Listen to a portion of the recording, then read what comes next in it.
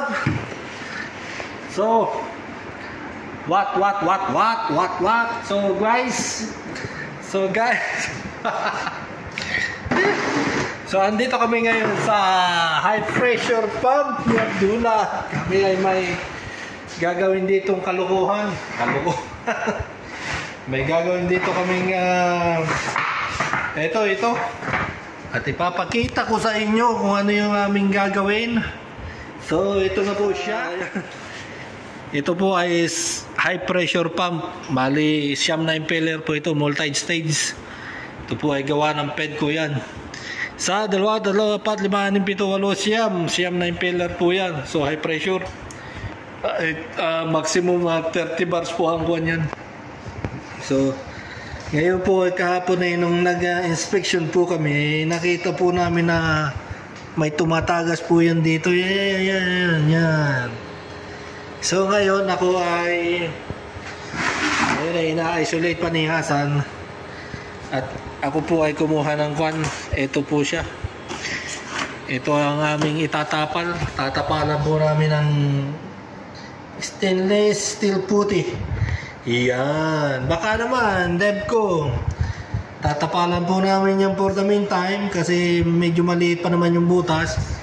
So bago ko siya tapalan, ay ikukan po natin siya. Ite-testing ko muna siya. Ito po ang aking pan-testing, dye penetrant testing. Baka naman.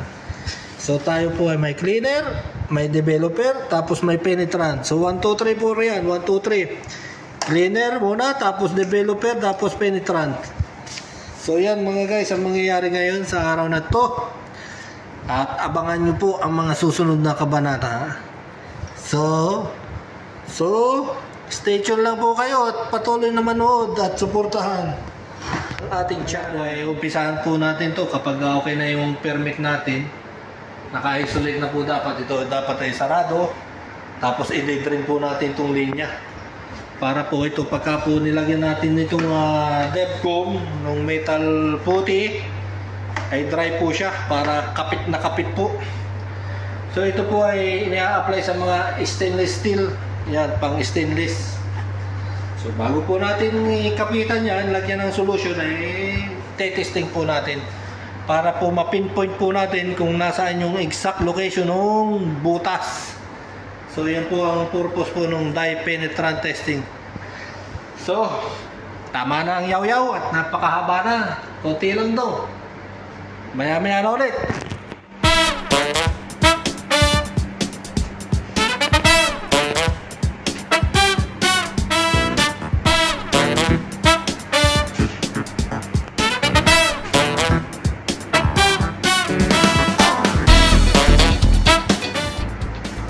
So yan mga guys, tayo ay nag-drain na po tayo yan. Then drain po natin yung tubig dito sa bomba. Yan, kung makikita po ninyo yan, may tumutulong pa. Ito po yung pinaka-drain niya. So yung tubig po dyan na naka-steady, nakatambay ay matatanggal. So ito po ngayon ay pagka yung permit po ay napirmahan na, so ito ay medyo dry na siya. Yan, hindi na siya namamasa-masa. Kailangan dry po yan eh. So ang next ko pong gagawin yan ay lilinisin ko po yan, cleaner, tapos apply po tayo ng penetrant. Yan ang number 2, tapos developer. Kapag na pinpoint po natin yung leak kung nasa saan, ay magkahalo na po tayo nitong Devcom. So yan mga guys ang ganap po rito. So sana kayo ay may konting matutunan sa ating trabaho vlog. Let's G! Start bro! Hasan Bay? Yes, Hasan Bay, number 1. Hey, Abdullah! Let's G! Let's G!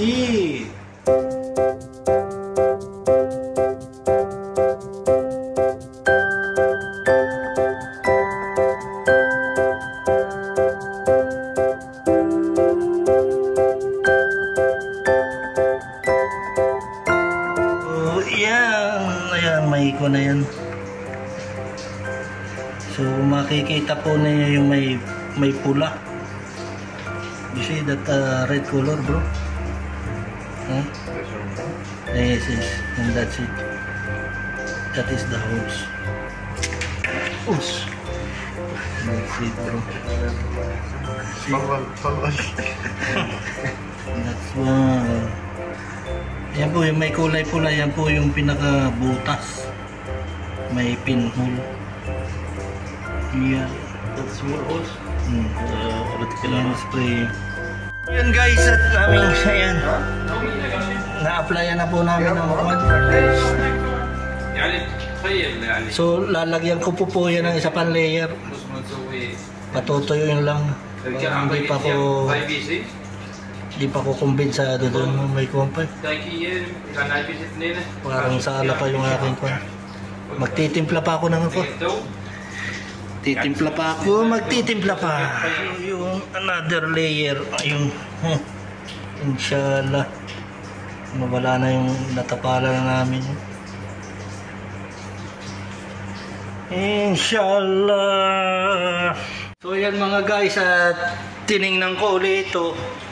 At matigas na po siya, para na po siyang bakal. Ayan o. Matigas na.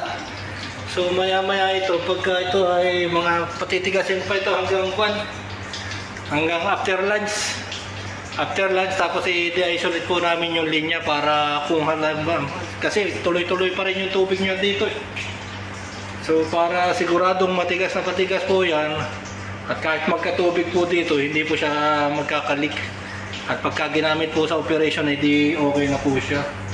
So ako po ay pupunta lang doon sa kabila at doon ay may natawag sa akin at medyo okay na. So ito yun guys, oh. Mukhang pa na siya.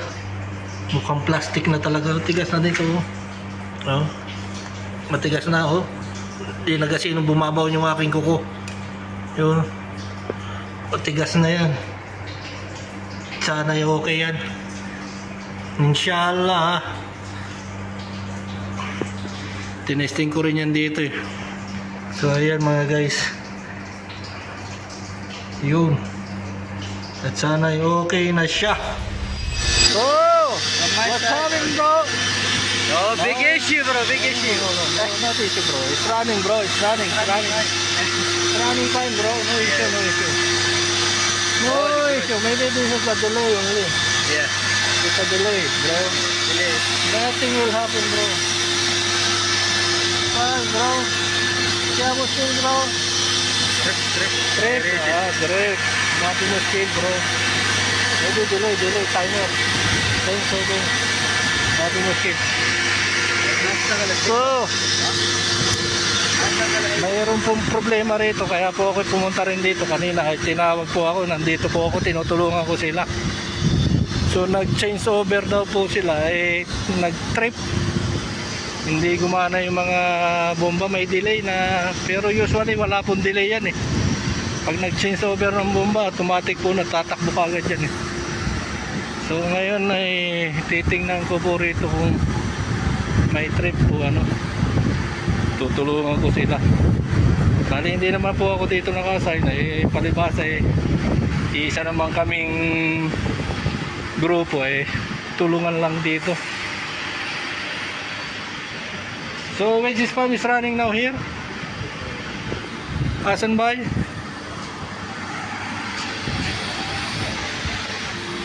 So yun at naka-kuha pa rin ito, naka-off pa rin yung dalawang pinaka-dosing pump po ito, dosing pump NaOH at saka oxygen scavenger, yan po SBS. Ito naman po ay SBS, ito ay sodium hydroxide NaOH. So yan, yun. So chine-check yung mga flow. Flow is 0. So yan. So maayos din naman po, tumatakbo naman po yung bomba ron eh. Yung tubig po ron ay babato ron, dataan po yan dito. Tapos i-injikan po yun ng chemical para mawala po yung oxygen. So yung tubig po rito, pupunta po yan dyan sa buffer pipe na yan. At papunta yan doon sa CPF. Doon. Yung planta na yan. Malayo eh. Hindi kita ng camera yan. Papunta yung tubig namin dyan. So yung tubig doon na pupunta ay kailangang zero oxygen. So kailangan may ikuha po dito na tinatawag na dissolved oxygen dito sa aming planta. Ito po yung deaeration area. So yun mga guys, ang latest po natin at medyo okay na po yung aking ginagawa ron. Maya maya babalikan ko ulit at ipafinalize ko maya maya. So yan po, abang-abang lang po tayo mga guys. Hazan bye guys, hey, Amet Kapanik. Yeah, may binuhat lang kami ron. May kinarga doon sa truck, yun ang truck. At kami ngayon ay paparking lang ito. At pagka-park namin ay kain na. Break time muna tayo, break time. So next po nito ay chibog na. Chichibog tayo, tapos pahinga ng konti. At pagka tayo nakapamahinga, yun, babalikan natin yung ginawa natin doon at atin ang ipafinalize. So yan ang mangyayari mga guys. So let's G na tayo. Let's G!